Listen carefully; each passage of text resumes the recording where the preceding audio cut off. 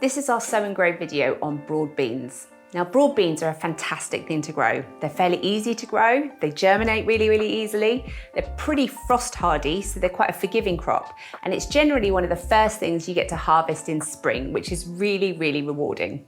So you've got a few different options when you're thinking about how to approach growing your broad beans. First of all, you can either sow them in place where you want them to grow, or you can sow them in module trays.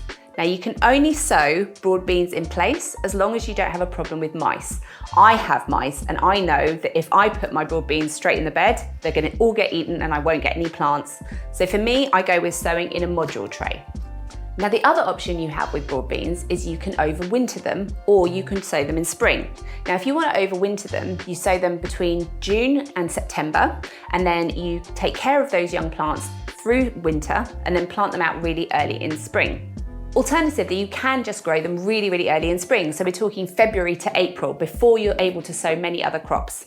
Now, the benefit of overwintering your plants is you tend to get stronger, more established plants, and you'll also get a harvest just a little bit earlier than you would if you sowed them in spring. And if you've overwintered your crop, you're going to be planting that out around February time. Don't worry if you're still getting frost at that time. They're semi-frost hardy. You might get a little bit of frost burn on the leaves where it looks a little bit black, but don't worry, the plant is still alive and it will come back from that. Basically, if the ground isn't frozen, you can plant them out.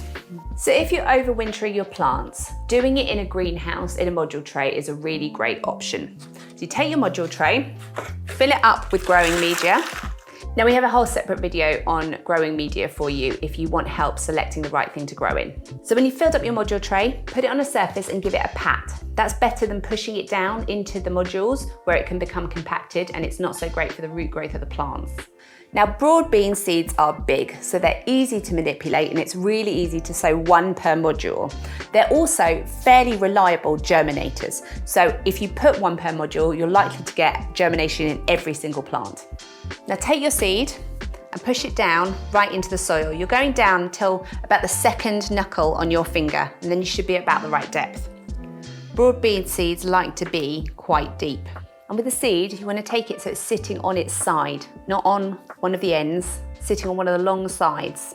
Once you've got your seeds in the module tray, just sprinkle another layer of compost over the top lightly so that they're nicely covered.